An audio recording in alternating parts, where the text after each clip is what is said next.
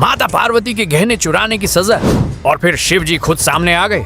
एक लड़के ने सोचा मंदिर से चुराए गए गहनों से उसकी किस्मत बदल जाएगी, लेकिन उसे नहीं पता था उस रात कोई उसके कमरे में आने वाला है।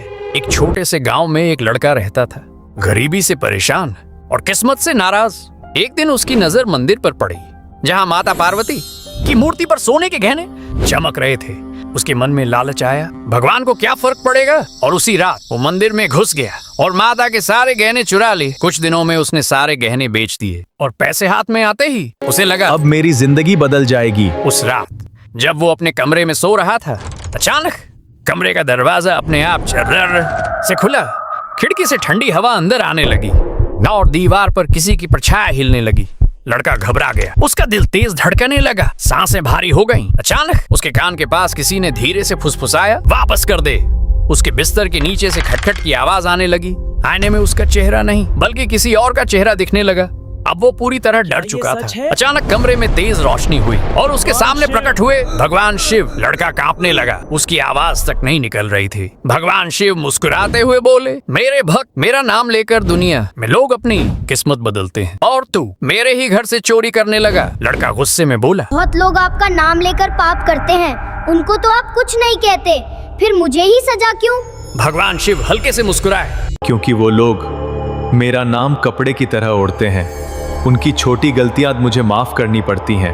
मैं मजबूर हूँ, तू बस मेरा नाम ले, देख तेरे रुके हुए काम कैसे चलते हैं। लड़का बोला, मुझे सबूत चाहिए। मुझे सबूत चाहिए, बताओ कौन खुश है आपका नाम लेकर? भगवान शिव बोले, बताओ कौन है जो मेरा नाम लेकर नहीं कमा रहा? मंदिर में बैठे लोग, मंदिर के बाहर की दुकानें, गाने बनाने वाले, कहानियां सुनाने वाले, नाटक करने वाले, यहाँ तक कि जो मेरी बुराई करते हैं वो भी मेरा नाम लेकर ही जी रहे हैं। जिसके पास कोई नहीं होता उसके लिए मेरा नाम ही काफी होता है। लड़का यह सब सुनकर पूरी तरह चौंक गया, लेकिन फिर भी उसके मन में एक और सवाल आया। ऐसा सवाल जिसे सुनकर खुद भगवान शिव भी चौंक गए। आखिर वो सवाल क्या था, ये जानने के लिए पार्ट 2 जरूर देखना। कमेंट में हर हर महादेव लिखना मत भूलना। मैंने आपकी पत्नी के गहने चुराए, इसलिए आप आए हो। इतने दिन मेरी परेशानी में क्यों नहीं आए? इतने स्वार्थी हो आप। जिस लड़के ने माता पार्वती के मंदिर से गहने चुराए थे, अब वही लड़का भगवान शिव के सामने बैठकर उन्हीं से सवाल करने लगा। डर कम था, जिद ज्यादा। भगवान शिव शांत स्वर में बोले, मैं कब तुम्हें बचाने नहीं आया? जब तुम मंदिर में चोरी कर रहे थे, मेरे भक्तों से तुम्हें बचाया, वरना वहीं खत्म हो जाते। जब तुम भागे थे, तुम्हारे पीछे पुलिस थी, तुम्हें नजर ना आए, उनसे भी मैंने ही बचाया। रुक जाओ, उसे पकड़ो भगवान। और उस रात जब तुम अंधेरे में खाई से गिरने वाले थे, तुम्हें वहां भी मैंने ही रोका। अगर आप इतना ही बचाते हो तो मुझे इस हालत में आने ही क्यों दिया? चोरी करनी पड़ी, गरीबी में धक्का खाया, तब कहां थे आप? तुम्हें मौका दिया ताकि तुम खुद समझो, लेकिन तुमने क्या किया? जिसने तुम्हें रास्ता दिखाया उसी गुरु को लात मार दी। हर कोई अपने लिए जीता है, मैंने भी वही किया।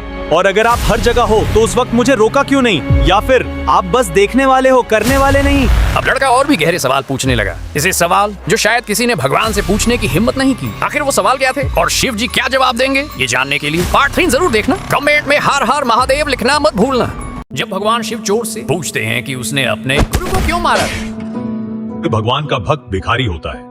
हम भगवान के भिखारी हैं, सिर्फ उनसे मांगते ही रहते हैं। उनके दरवाजे पर बैठे हुए कुत्ते हैं हम। जो व्यक्ति भगवान से प्यार करता है वो उनसे कोई वस्तु या इंसान मांगता रहता है और फिर पूरी जिंदगी उसी के लिए तड़पता रहता है, क्योंकि भगवान को पता है क्या देना है और क्या नहीं।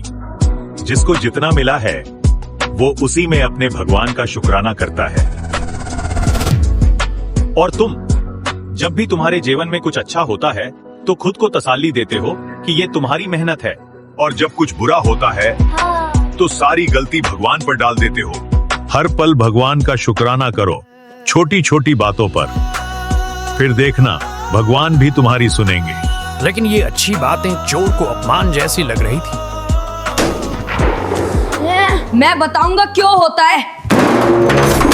वो मेरा बचपन था, तब मुझे अपने गुस्से पर कंट्रोल नहीं था। कहते हैं भगवान शिव असुर देवता सबके होते हैं, तुम जैसे अच्छे या बुरे। शिव को स्वीकार हो। आप नहीं समझ पाओगे भगवान। एक बार आप मेरे साथ धरती पे रह के देखो, मैं तुम्हारी बात सुन रहा हूँ। शायद तुम सही कह रहे हो। मैं तुम्हारा साथ देकर एक आम जीवन बिताऊंगा। जब भगवान एक चोर के साथ जीवन बिताते हैं